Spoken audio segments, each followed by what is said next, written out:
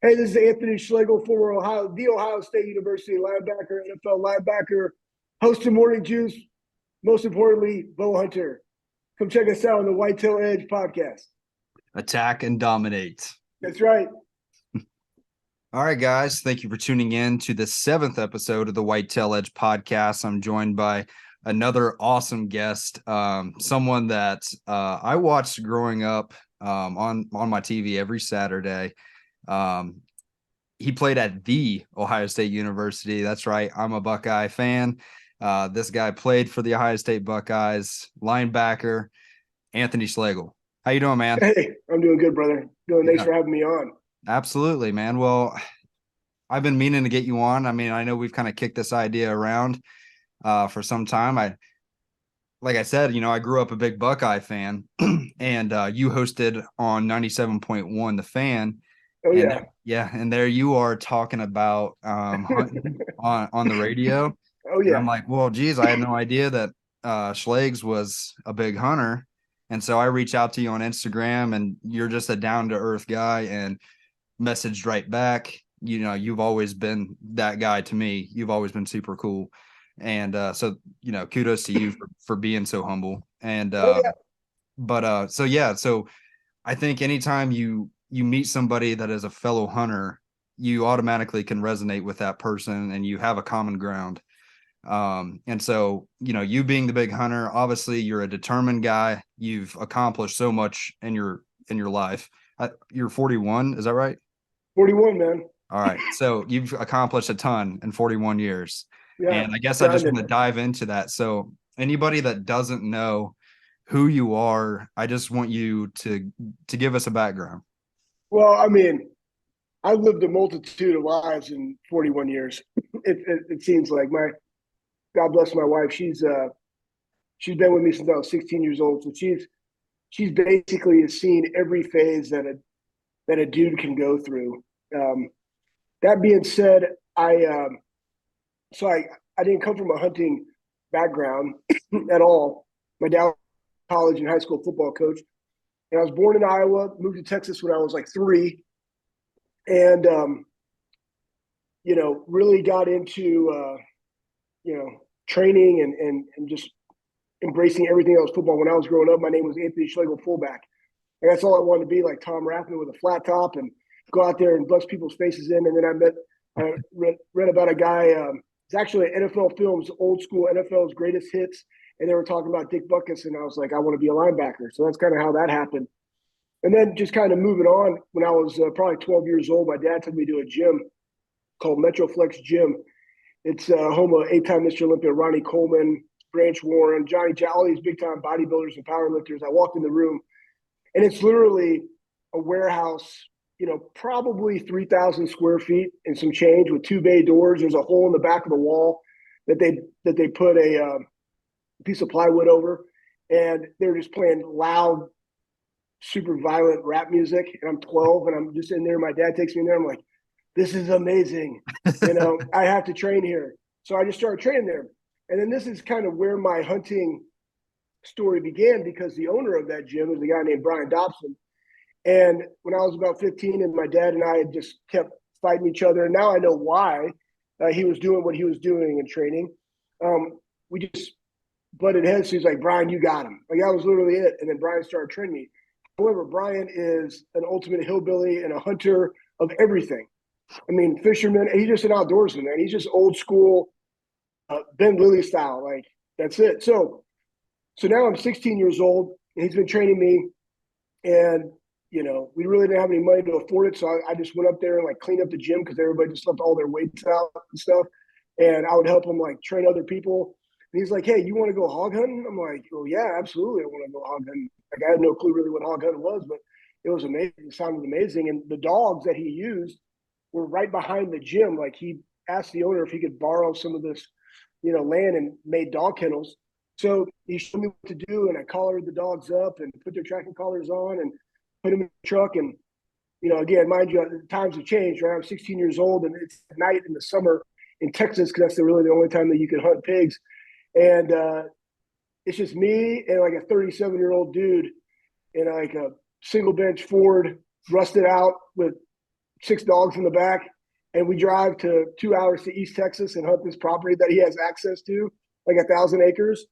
And I'm just running around. He takes his shirt off because he likes swimming, so I take my shirt off. It's great. And then you're just running through briars and you're bleeding all over the place. And he gave me this really janky like headlight, but he told me I could never turn it on until we get on a pig. And he was running open mouth dogs, so like he was just always out there tracking where they were. Anyways, it was absolutely crazy, but we killed one that night, and I was just absolutely hooked on hunting, especially hunting with dogs. Like I just love the way they worked. And then, then I ended up going to the Air Force Academy, and played there for 2 years. Was a captain. Ended up leaving, transferred to Ohio State, played at Ohio State. That's really where my love for bow hunting came in, because unlike Texas, like you can't shoot with rifles here, and it's just a completely different style of hunting up in the Midwest, which I absolutely love. So went out to Advanced Outdoors, got my first bow. I think it was like a Hoyt Ultra Mag. I mean, it was fantastic, and I used to shoot it all the time in the Woody. Side nugget, I played with AJ Hawk and Bobby Carpenter. They used to just give me crap all the time. Like, you're here at night watching film, and then you go take a break and you go shoot your bow in the indoors. Like, you never kill anything. And this was like Friday before a game. I just walked out in the parking lot at the Woody, and I just like absolutely smoked this squirrel. And I took it and put it in Carpenter's locker and said, "Yeah, there you go, buddy." Right? But then I'd go out and hunt in Licking County, and absolutely that's when I fell in love with it. And then went to the NFL, and still obsessed with bow hunting. I had my own pack of dogs back in Texas. So in the off season, I just killed pigs. It was amazing. And, just hillbillying it up, we would kill them. And then I always I took them all, right? Unless it was a really rank boar hog, I just cut its head off. But other than that, we took them back to the gym. We took out this pull-up bar that was a standalone, and we take the chains off of the cable machines, and we would just hook it up there and skin them right there in the parking lot. It was awesome. And a little Vietnamese place that had it was not a car dealership, but like mechanics, they would come over and just take the hide and everything. Like, they loved it. And then we would take the meat and do homeless outreaches, and we'd go run jug lines and catch a bunch of catfish and troll and hit up striper on Lake Tawakoni and stuff. And we just go feed homeless people. And it was great. And then I came back to Ohio State as a strength coach. Bow hunting fell off because it's in the middle of deer season. Yeah.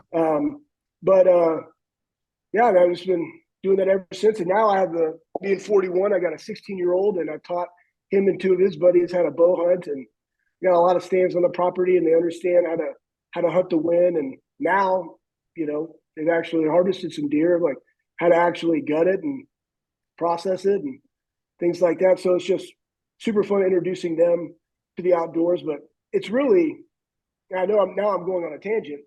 No, go for it. I think your point of why bow hunters or hunters in general, but I would say probably bow hunters kind of get along so well is it's not the 5 seconds of the shot, right? And this is very similar to like football. It's the preparation that goes into the opportunity, right? So you look at a game of football, or even baseball for that matter. Baseball takes thousands of reps to be elite at hitting, right? Or even pitching and working on the mechanics and your craft. Same thing with football. You're training, all year. You're taking care of your body, your nutrition, for what? An opportunity to play 12 games and go to a Big Ten championship game and go to the playoffs, or in the NFL to play 17 games with 3 preseason games. Like, all the work is for Sunday or Saturday, Friday night, just like in bow hunting. And all the preparation of setting stands, trail cameras, bedding area, food plots, like all that goes into just the opportunity to be able to put yourself at the right place at the right time when a mature deer walks by. And all the practice in archery for literally that one moment. But what I'm trying to teach my kid now is it's the anticipation. Like, when you're sitting in a stand, I'm not just sitting in a stand looking at deer. I'm thinking about where they're going to come from. And when they come, like, when am I going to be able to draw? And all right, if he's coming this way and he's quartering 2, like, where can I get him to where he's quartering away? What's that shot? What's that range? Memorizing those things. That's, to me, what hunting's all about, not just the 5 seconds. Yeah, no, I totally put agree. a lot in there, man. Put a lot in there. Oh, yeah. And then side nugget, I have my own business. So I got 2 patents, and I started that thing, and we're all over the place on What's the business? Yeah. So after we won the national championship, uh, Coach Meyer wanted to work on the we called it the difference. It was a striking drill, and he was all about you got to when talent is equated, right? Everything's equal.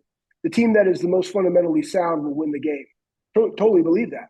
Yeah. And it was loaded stances, not taking false steps, and then striking because everybody in the game of football, besides a quarterback and a kicker, right, or a punter, has to strike. Period. You got to use your hands. You got to be violent with your hands. So I saw what we were doing. I came up with a drill for it. I was like, this is absolutely stupid. I was getting my MBA at the same time at the Fisher College of Business. And I'm like, the problem with all of these things are football sleds, they're outside. The athlete is the customer. So if I want him to get violent with his hands, I got to put the product directly in front of him. So I re-engineered a basically spring-loaded striking mechanism that is fixated onto a squat rack. Bam, okay. There you go. There's the business. Yeah, Difference USA. But, it's been cool. We're in because I was a strength coach at Ohio State, because I was a strength coach in the NFL, we're in NFL teams and 120 Division I colleges and, I don't know, probably like 800 or 900 high schools. But that's awesome, dude. Yeah, super fun. So So yes, I've lived a lot. Yeah, you have for sure. That's got to be right up there with ranking of like how proud you are of you played at the Ohio State, but now that you got this striking mechanism all over the country, that is a huge deal. That's awesome. It's cool. Yeah. Like playing in the league. I look back because I got drafted by the Jets, played the Jets and the Bengals, got hurt, played a couple years in the UFL. Like that career was cool because it was a job. There's great lessons from that I learned, but the Ohio State, the memories of playing with those guys and still being around them is right up there. I would say though, probably like some of my greatest personal accomplishments are literally getting an MBA while I was the number one assistant at Ohio State because I didn't hunt, I didn't play golf, I didn't do anything. I literally worked 80 hours a week and went to night school, and I did that for 2 years and, got an MBA. Then I got out of coaching, started this business, right? Because you win the national championship, you have opportunities to go be a head strength coach. And it's like, no, I'm going to drop my sack and attack. And I got this idea. I'm just going to go prove it. And I've been doing it, so it's the patent is right up there. And, it's on Rogue's website. Like you can go get it at Rogue and every manufacturer reps the product. So it's fun, especially when you're shipping them and seeing who you're shipping them to. Like, this is great. That is cool. That is very cool. And just because it's impossible for me as a Buckeye fan. And listen, you don't have to be a Buckeye fan or even a football fan to appreciate what me and Anthony are going to talk about here. Because what you can take from this is, we have a lot of serious hunters that listen to this. We have just hunters in general. And like you had mentioned, it does take a lot of preparation, to ultimately achieve your goal hunting. So I guess what I'm getting at here is like people can appreciate this conversation we're going to have because you are a determined individual that has achieved a lot of spectacular things. But it's impossible for me as a Buckeye fan not to bring up some Ohio State talk here. And you played with some legends at Ohio State. We're talking Troy Smith, San Antonio Holmes, AJ Hawk. I think Ted Ginn was on that roster. Oh yeah, for sure. Bobby Carpenter, nickname. Pittman. Mike Nugent. We had Mr. Automatic. We had dudes. And you played for the legendary Jim Tressel. Right. Yep. I tell you what, so you talk about preparation, and here's a nugget for everybody that's listening. Preparation stops when the foot hits the ball. That's what Urban's always said.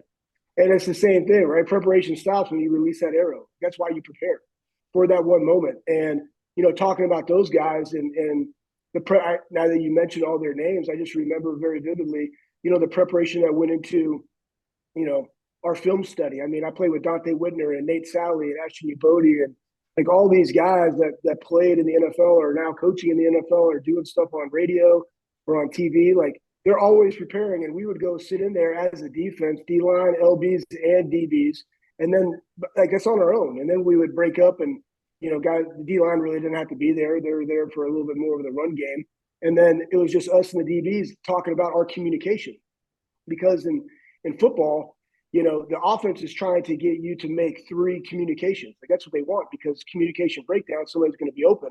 And so how do you combat that? You prepare, right? You sit there, you watch film, you talk it through. And this is not when your coaches are there, because you're only allowed to be in the building for 20 hours a week, right? But that's not greatness. Like you gotta spill it, and you gotta own everything that you're doing when you step on that field. And guess what? You gotta do it with your teammates. So we're all in there together. But yeah, I absolutely played with some monsters. And then James Laurinaitis was our freshman, man. I mean, Marcus Freeman was on that. Now Marcus is the head football coach at Notre Dame, and I played for Luke Fickell, and he's the head coach for, Wisconsin now. And, it's a blessing. Was able to play for Tress. Then Tress hired me. Side nugget, when Tress asked me to be a assistant strength coach at Ohio State, he's like, hey, here's your interview. Like, you got to take Luke Fickell hog hunting. Because the American Football Coaches Association conference that year was in Dallas. Because I just went up there to say what's up to them. And I had been training high school kids at my gym. And I would go out on Thursday nights in the summer, and I would go kill some pigs, and I would bring the pigs back. And whoever was the best that week, I taught them how to skin it. Like, we all watched it, and I skinned it, and then they cut the head off and they could take it home. So it was super fun. But anyways, Tress was like, you got to take Fickell hog hunting. So Luke Fickell, head football coach of Wisconsin University right now, Badgers, went hog hunting with me at night in Texas and killed a pig. That's a true story. That is awesome. What a story. I'm sure you have so many, but shoot, man. Hey, we could if they just want to know a little bit, they can go Google the old tackle. Anthony Schlegel body slam. There you go. I literally just showed my wife that as I was cooking dinner. I was like, you want to know who I'm talking to? Check this out. Yeah, check this guy out. Yeah. Had no clue. I didn't have social media back then. It was like viral, right? And I just remember after it happened, I didn't think anything about it. My wife calls me after the game. I'm walking back to my truck. And she's like, what did you do? I was like, I don't know. I didn't do anything. I got a guy off the field, I'm like, oh my gosh. It just turned into an absolute crap show. Yeah. Can you hear the baby? Oh, yeah. No, I can't hear it at all. I can't hear it. Oh, okay. Okay. I was just getting ready to text my wife, but I can hear him pretty good because I got the earphones in. But yeah, I was 10 years old when you were playing at Ohio State. And wow. Yeah, so pretty impressionable. But man, that linebacking core with you, AJ, and Bobby, man, that had to be terrifying for the opposing offense.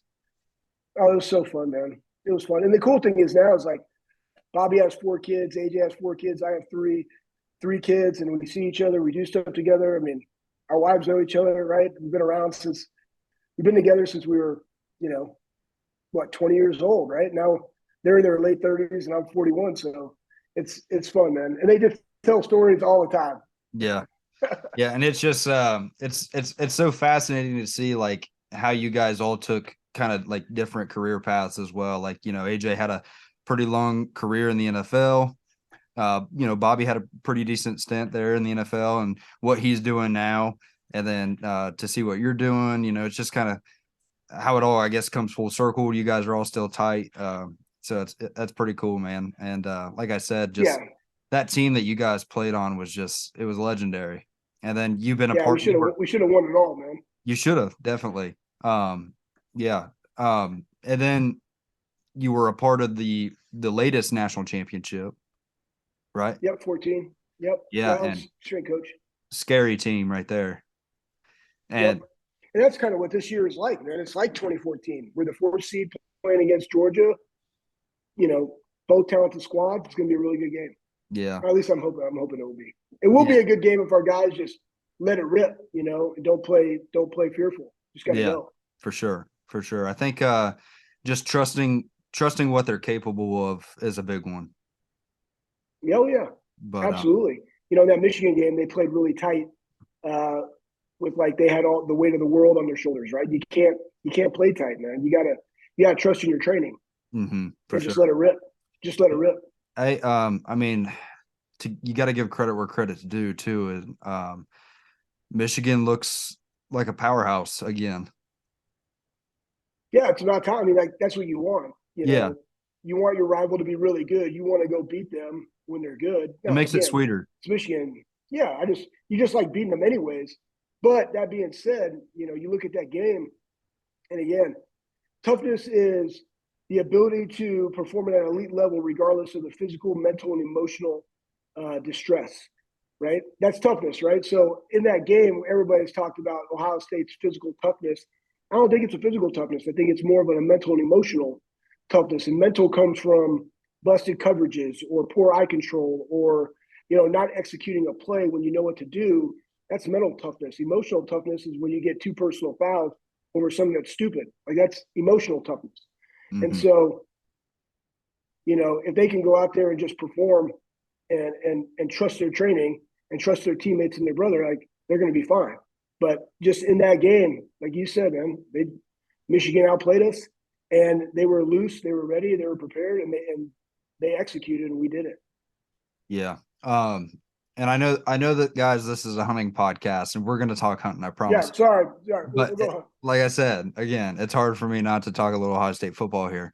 And we're going to talk about the greatest rivalry in sport, and we're talking Ohio State, Michigan. And I just have to ask you, man, like, because you watch it on TV, and there's a lot of pushing and shoving. There's a lot of talk before the game, after the game, and I mean, it's what Ohio State and Michigan think about 365 days of the year. Um, the emotions of that game. I mean, what is that like? I mean, it's a literal hatred. Yeah, it's a hatred, but it's also a respect. Like I mean, my dad taught me really early, to respect your opponent but never fear them. And you're thinking about that game because the stakes are so high for all the people that are in the great state of Ohio. Like that's the why. And so you got to be ready to go and prepare in that. And I remember 2004 we beat Michigan at home, and they were Big Ten champs, and were supposed to beat us by like 20 or whatever, and we ended up beating them like 37-21, something like that. And then the following year, we played them at Michigan, and Bobby breaks his ankle on the very first play and outwalks James Laurinaitis to play the rest of the game, but he was prepared. And that was the game where Troy Smith, marched us down there, like did some crazy things and threw it up to Anthony Gonzalez, and he caught it, right? I Yeah. mean, I played with Gonzo. I mean, so it was just, you know, there was never really a lot of talking. Like I've never been a guy that like to talk because I got too many things going on there. I'm trying to see what's your personnel, what's the down the distance, what's the formation, what can you run out of this. I'm trying to put. I mean, I'm a 6 foot, 4 foot, 4'8", 40 linebacker, man. I don't have time to talk. I got to put myself in the best position to make a play, Yeah. not talk to you about some things, right? I got to communicate. So, but in it, and then when you go through it, you appreciate it after, because when you talk to guys that played for Michigan, similar type of dudes, Yeah. you know. For sure. But it's just such a great rivalry, and I watched it this year for the first time as a fan in the stands of my daughter's birthday, and man, like that hurt, you Yeah. know, Yeah. that hurt. So yeah, it's just one of those games. I mean, the only thing that compares to it would be the Army Navy game, but it's special to have been a part of them. And I got 5 gold pants, 2 playing, 3 coaching, and you know, it's awesome. Yeah. That is awesome, man. Yeah, certainly a special time you had there at Ohio State. But we're gonna get into hunting here. Last thing I want to talk about college football is, man, we lost a legend yesterday, Oh yeah, Mike Leach. Um, super sad. I was so sad to hear that. I mean, I've obviously never met the guy, but right. just the way he is, his personality and stuff, like I think a lot of college football fans felt like a hole in their heart when they heard that news. Yeah, that sucked. Oh yeah, it sucked. I mean, one, he was an innovator, right? And this, you know, when you look at the game of football, I mean, there's a handful of innovators, but it's problem solving, right? Like everything you did in that air raid offense is taking what the defense gives you. And it's also knowing how you recruit too, right? It's all these things together that allows you to innovate, right? You see a problem and you create a solution. Well, you're at Texas Tech, and guess what? You can't really do at Texas Tech. Hard to recruit, really. I mean, let's face it, guys. There's not a ton of 6'4", 300-pound offensive linemen roaming the earth. Okay, that's facts. On both sides, offense and defense. So what do? Right? You recruit really athletic linemen, right? And back then, like they spread them out. Like there was 2-foot gaps between them. But why? They had really athletic offensive linemen that had really good feet. Well, let's spread out those really big, really good defensive linemen, and let's give our guys opportunities, right? And then we'll spread them out. And again, it goes back to this in the game of football. It's pace, space, and angles. But it's about putting a superior athlete in space on an inferior athlete. That's the game of football. That's why. So he was able to take that and innovate his offense accordingly, and he had tremendous amount of success. And I think what really resonated for all of us with Mike Leach is the fact that he was just authentic. And I think it's the same way we look at people in the hunting industry as they share their journey and their passion for hunting and the ups and the downs of hunting. It's the authenticity that we like about them, right? Yeah.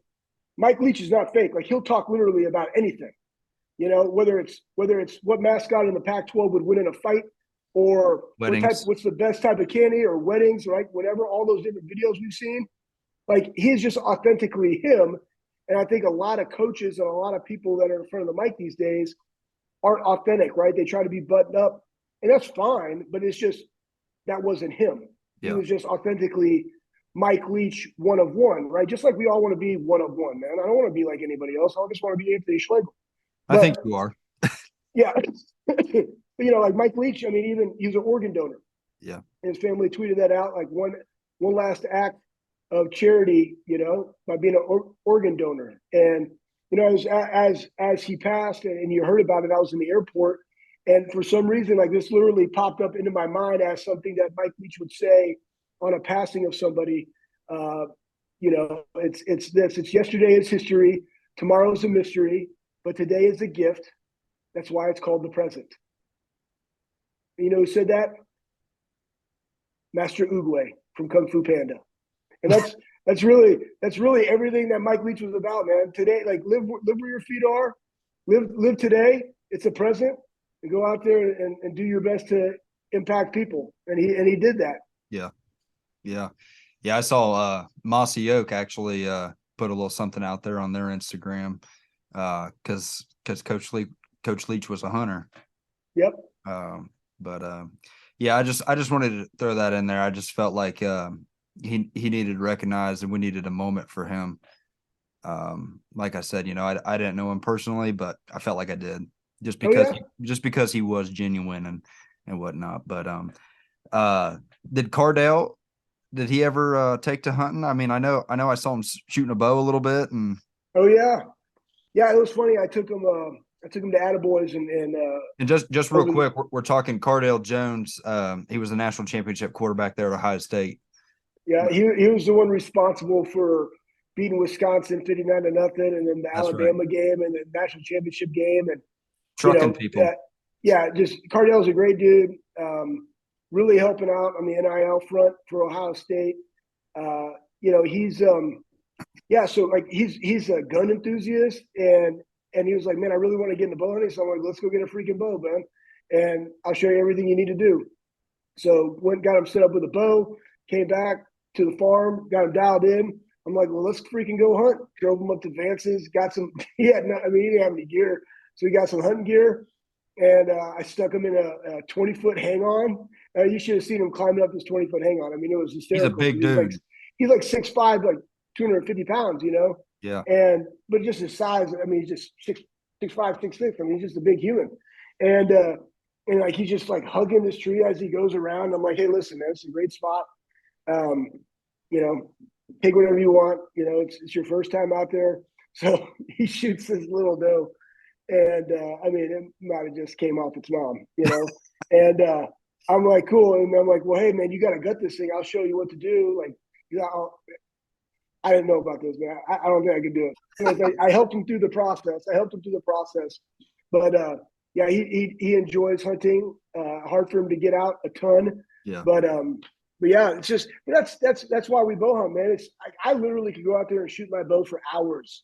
That's why I love it, man. It's the details, and I love shooting long range. I would never really take one that long, but I just enjoy shooting long range Yeah, to I do show too. where I'm at, Yeah. my weaknesses, and then when I move closer, like I'm like, this is nothing. I got this all day. So, anyways, it's just fun to introduce people to the outdoors and into bow hunting. Yeah. I actually met Cardale before, and it's a funny story. I was a FedEx driver, and Nice. I was delivering to the gun store that he loves there in Columbus. I can't remember what it's called. For some reason, I think it was on Bethel, or it was either Bethel Road or Graceland. Oh, What the heck is that? I can't remember. yeah, I gotta go think about it now. Keep Well, talking. Keep talking. yeah. So anyway, I remember one day, and this was shortly after the national championship. I was organizing my truck to go out for delivery, and I looked down at the box, and it says Cardale Jones on it. And I'm like showing all my buddies. I'm like, look at this. And so I already knew that he shopped there. But one day I've got an armful of boxes, and I can barely see where I'm going. And I'm walking in the store, and this guy opens the door for me, and I look up, and it's Cardale. And I'm like, holy crap. I was like, 12 gauge, what's up, man? And obviously I had to get a picture with him and stuff, but he was so kind. Oh Huge, yeah. huge Is dude. it Bullet Ranch? No, I would know it if you said it. Yeah, I don't remember. Yeah, but I mean, he I'll just shopped say there a lot, I guess. I mean, when I walked in, I mean, everyone, obviously was like talking to him, and he knew them. He was giving them hugs and stuff like that. So Oh yeah. Oh, he's awesome, man. He has a yeah, he great did. smile. He's a Yeah, great dude. yeah. I just remember like looking up. I was like, geez, Yeah. 'cause I'm 6 foot, but he made me feel tiny. Yeah. He'll do that. He'll do Yeah, that. yeah. But so you had a little bit of success this year hunting. Oh yeah, man. It was fun. It's labor of love. Just at the farm, got shot a what I have. I got 9 points. It was just fun to be able to share with my kids, and then honestly, more importantly, like the next day, and I put my son on the biggest deer in the property, and he couldn't get his bow off the hanger, or he could, but he couldn't get it to stop. Hmm. Right, but I was kind of like, hey, this is the why. Like, this is why you don't sit in there with your phone. Yeah. Like when you go to the tree stand, like you go there to hunt, Is that what he not was to be doing? on. No, he Oh, wasn't. oh, But okay. it's to go through the process of like, when do I have to have it up? Like, when do I have to have it ready? Like, it's the rut, man. Like, it can happen anytime. And Yeah. he hunted really hard. But his buddy came down and shot a really nice 4.5-year-old 10 point, and then we went out there and like tracked it. So I'm teaching him, like, listen, this is what you do. Like, let's go back. Like, walk me through everything that transpired, because I'm in that CREP program, which I like. One, they pay you good for the acreage, but two, it's great betting. And so he's walking me through this whole thing. I'm like, okay. And I couldn't see an arrow right where he said he was, and I didn't really have any blood. So I was like, all right. And it's at night. I'm like, hey, we're just gonna form a line right here, and we're just gonna slowly walk, but you gotta stay in pace with me. And sure enough, my 10-year-old found like a speck of blood. I'm like, great. And I'm like, all right, so where did he shoot him? What side, guys? They're like, it's the left side. Well, I don't think it got full penetration or went all the way through. So he's bleeding out of his left side. So he's going this direction, Hmm. right? So then we just moseyed on up through that trail, and then we found another one. I'm like, okay, great. So he's staying on this. This is his left side. We ended up tracking it. There wasn't a lot of blood, but by being diligent and being slow, Yeah. and being patient, because I even told him when he shot it, he's like, hey, I shot it, and I was like at 4:45, 5 o'clock. I said, great, you're going to sit in your stand till 6:30 and then come down, Hmm. you know? So I don't want you kicking anything up. And he did that. He listened, and then we waited. I was like, hey, we're going to go eat food. So went down to Roosters, ate some food. Then we came back, and then that's when we went. So it was just, being able to teach them about patience, which is another thing that you love about hunting, Yeah. that you're not able to really teach a lot of kids these days that are all about the phones and instantaneous gratification. Like, that's not it, man. That's Yeah. not it. Like, this is how you do it. You're Absolutely. methodical, you're slow, and you're deliberate and Yeah. intentional. Yeah. I mean, that's following dad around in the woods. It's special, you know. My Oh yeah, kids are still pretty young, and they're kind of itching to go this year. I think I'm going to try it with them, and I'm really looking forward to that, and kind of reliving that in a sense of oh yeah. my dad, and I those are memories that I'll never forget.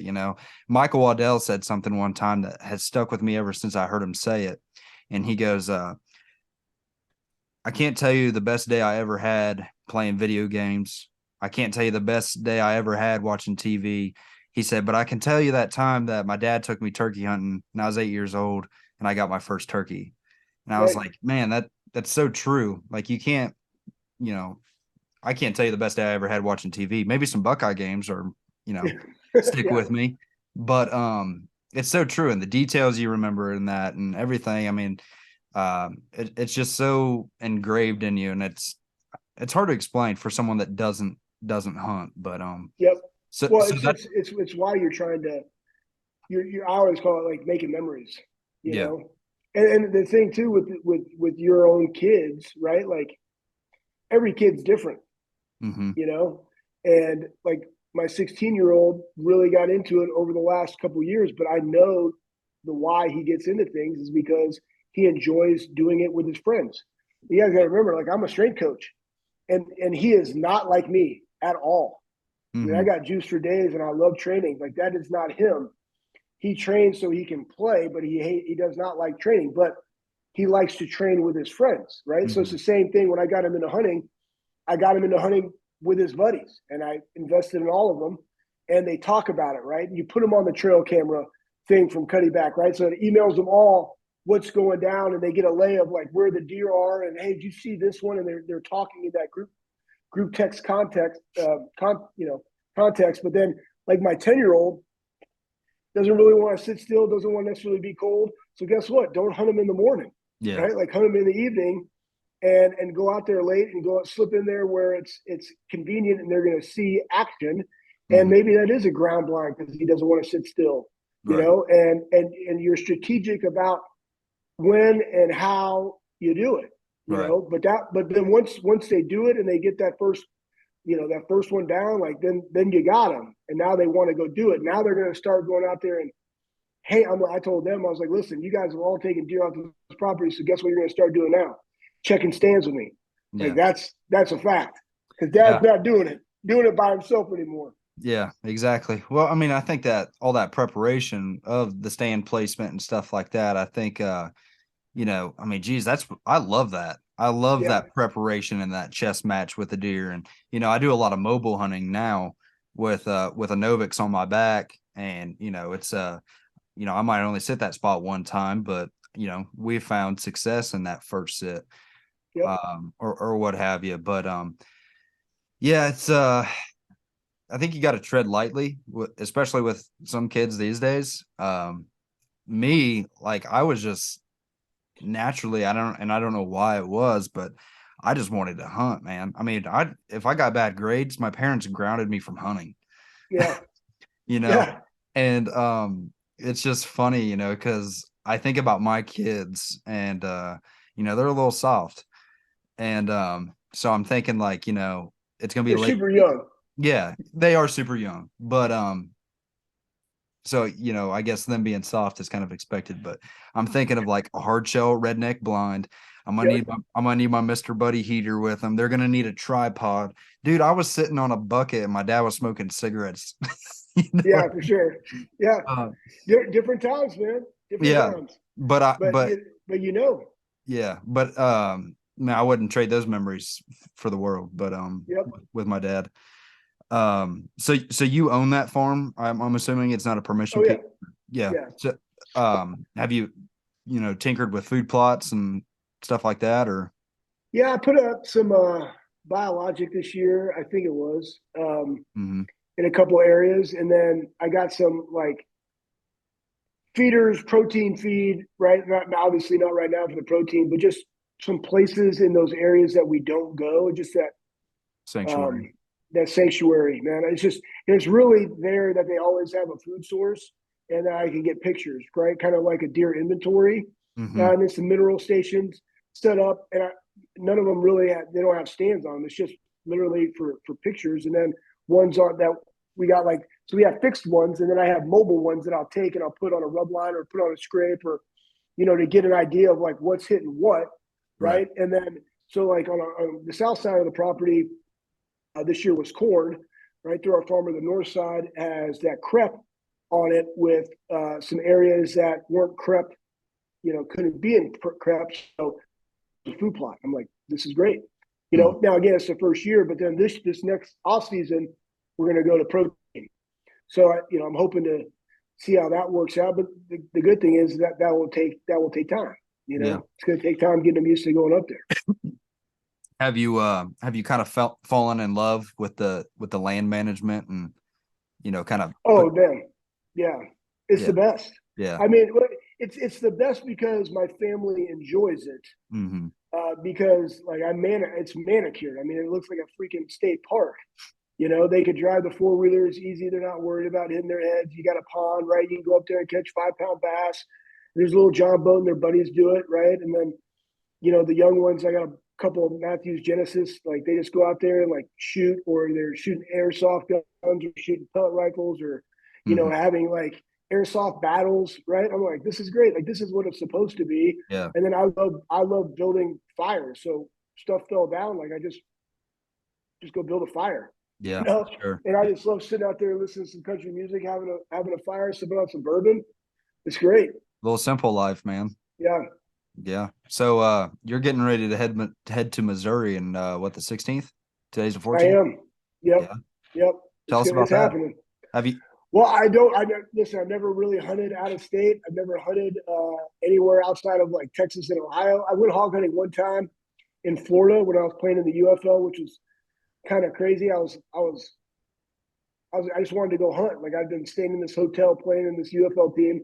I was like, man, I'm gonna go out there and try to kill a pig. I met some guy on like a hog dogging website or something, and I went out there in the middle of Florida and killed a pig and ended up buying a dog off him and drove it back to Texas. So this would be like the first time I've been bow hunting out of state. I'm not going to be able to be there long because then I got to like drive back, on the 20th for Christmas and stuff. Because then we fly out and go to our families back in Texas. But so it's going to be quick, but it's going to be great. And again, like, you don't really care. It's just seeing new terrain, new opportunity. You're not just going to go out there and settle, right? You want to be able to take a mature deer. Again, like, I don't hunt antlers, man. I hunt just maturity, and sometimes you make a mistake. I'll tell you what, man, the Midwest is freaking hard.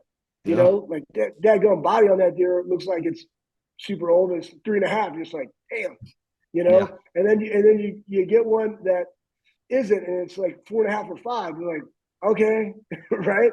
Yeah. So, it is what it is, but you go out there with the intention of just trying to harvest a mature deer.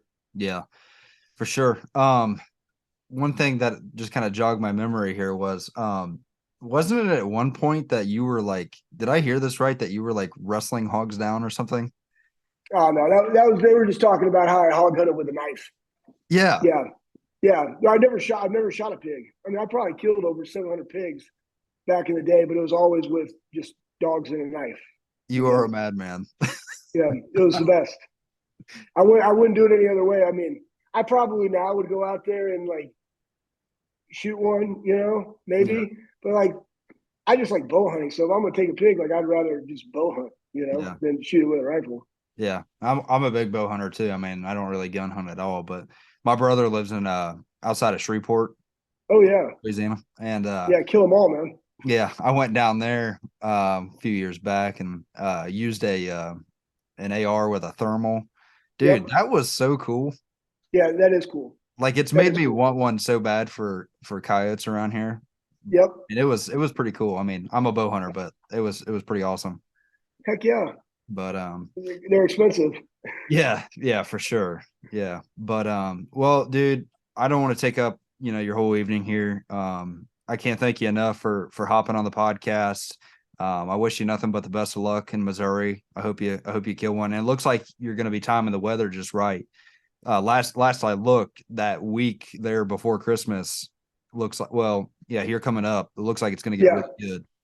Yeah. It's supposed to be, I mean, they're going to be feeding at night anyways, late afternoon. It's supposed to be cold in the morning and then like high at 35, Yeah. and the weather's really not hitting. So it's like, hopefully they're on their feet and you catch some movement, but still, I mean, it's just about being in the woods, Yeah. with your guys. And that's why you love deer camp. That's why you enjoy sharing it with other people. It's the stories. It's listening to my father-in-law, who's a big hunter, and just listening to his stories with his dad in East Texas, and literally like putting a 2x8 up there in a tree and like sitting on it, and that was and using a 30-30, Yeah. right? Like that's how he grew up in East Texas. Yeah. It's like it's awesome. Yeah. Yep. Yeah. Best part. Yep, for sure, man. Well, hey, dude, I'm gonna let you go. We'll have to do this again sometime. I'd love for Ben to hop on, and maybe I don't think you probably live too far from me. Maybe we could do it in person, in studio. We don't really have a Yeah, studio. no doubt. Yeah, it'd be super cool. Yeah, absolutely, man. But all right, man. Thanks Well, for having me on. yeah, absolutely. Thank you very much. I appreciate it, brother. Yep. Have Bye. a great night.